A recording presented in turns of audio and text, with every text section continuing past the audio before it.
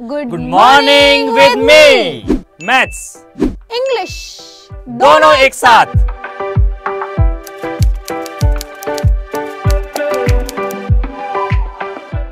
Hello everyone, आज की class में हम कुछ एडजेक्टिव्स के बारे में डिस्कस करने जा रहे हैं। We will discuss about adjectives. Adjectives के बारे में स्टूडेंट्स हम क्या डिस्कस करने जा रहे हैं आज? एडजेक्टिव्स के अंदर डिग्रीज होती हैं। अगर आप लोगों को पता हो, एडजेक्टिव्स के अंदर 3 डिग्रीज होती हैं। एक होती है हमारी पॉजिटिव डिग्री, एक होती है comparative degree, and then we have a superlative degree. Positive, comparative and superlative. Comparative degree जब हम दो चीज़ों को कंपेयर करते हैं, सुपरलेटिव डिग्री जब हम सब में सबसे अच्छा बताते हैं, पॉजिटिव डिग्री जब हम किसी बात को नॉर्मली बोलते हैं। मैंने बोला गुड, कंपैरेटिव डिग्री क्या हो गई students? Better, and superlative degree क्या हो गई? बेस्ट। अब ये चीज़ तो हमें पता है, ये चीज़ तो बहुत बेसिक है। हम देखने जा रहे हैं कुछ क्वेश्चंस जो एग्जाम्स में आते हैं इन डिग्रीज से। देखो बच्चों, मैंने एक सेंटेंस लिखा आपके सामने, this is the most unique idea I have heard so far. अब तक जो भी मैंने आइडिया सुने हैं उनमें से सबसे बढ़िया, सबसे यूनिक आइडिया कौन सा है? ये वाला है। If I ask you what is the error in this sentence, इस सेंटेंस में एरर क्या है? क्या आप लोग मुझे बता सकते हैं कि इस सेंटेंस में क्या एरर है? स्टूडेंट्स सी, इस सेंटेंस में एरर है मोस्ट यूनिक। इस सेंटेंस में एरर है मोस्ट यूनिक की। यूनिक का मतलब क्या होता है? यूनिक का मतलब होता है अपने आप में इकलौता, और मोस्ट का मतलब भी क्या होता है? सब में से सबसे अच्छा। मोस्ट कौन सी डिग्री है? सुपरलेटिव। यूनिक का मतलब भी वही है, मोस्ट भी उस बात को हाईलाइट कर रहा है। मतलब सेंटेंस हमारा क्या है? सेंटेंस हमारा सुपरफ्लुअस है। तो जब भी आप एरर रिडक्शन के क्वेश्चंस को देखोगे, आपको देखना पड़ेगा कि क्या सुपरलेटिव डिग्री किसी ऐसे वर्ड के साथ तो यूज़ नहीं हो रही जिस वर्ड ने अपने आप में ही अपने सबसे अलग कर रखा है। तो यहाँ पे मोस्ट हमारा गलत है। यहाँ पे केवल क्या आएगा? This is a unique idea I have heard so far. अब क्या किसी बच्चे को ऐसा लग रहा है मैम यूनिक के आगे पहले तो एन आना चाहिए था, तो आना ही नहीं चाहिए था? नहीं बच्चे, इस यू से नहीं देखोगे, इसकी साउंड से देखोगे। साउंड किसकी आ रही है? या की। साउंड या की आ रही है, मतलब कौन सी साउंड आ रही है? कॉन्सोनेंट साउंड आ रही है। कॉन्सोनेंट साउंड आ रही है मतलब क्या आएगा? आएगा।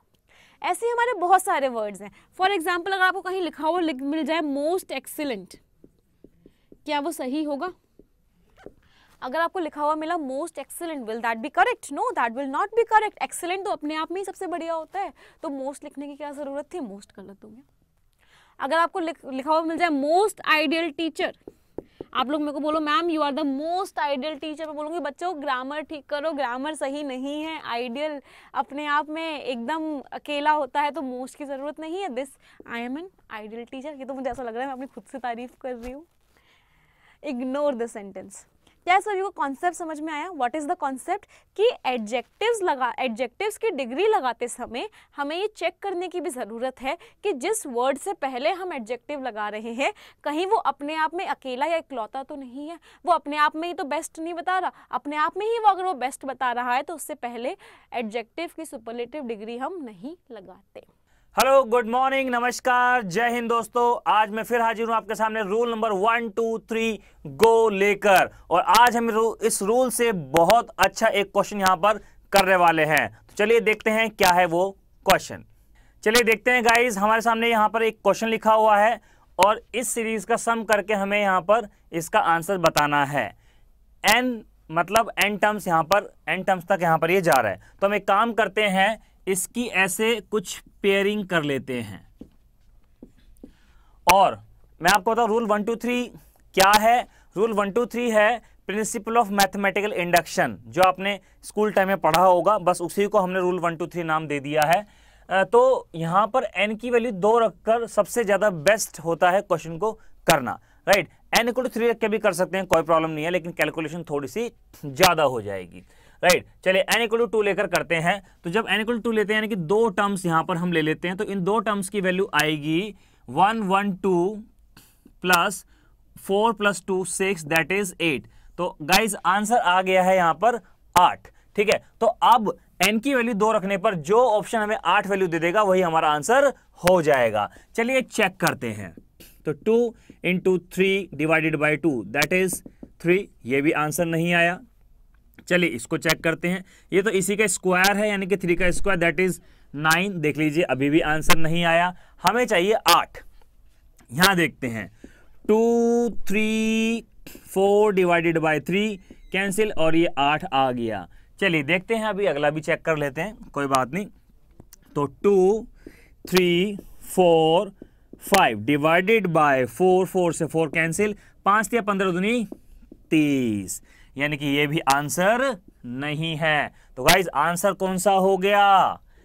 सी, ऑप्शन सी। तो गाइज इस तरह से हम रूल 1 2 3 का यूज करते हैं।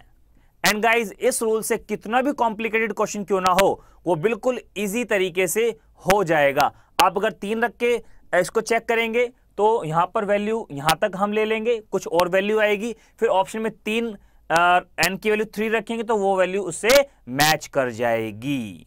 चलिए गाइज इस क्वेश्चन को और हम आसान बनाने की कोशिश करते हैं। चलिए देखिएगा और आसान कैसे हो सकता है।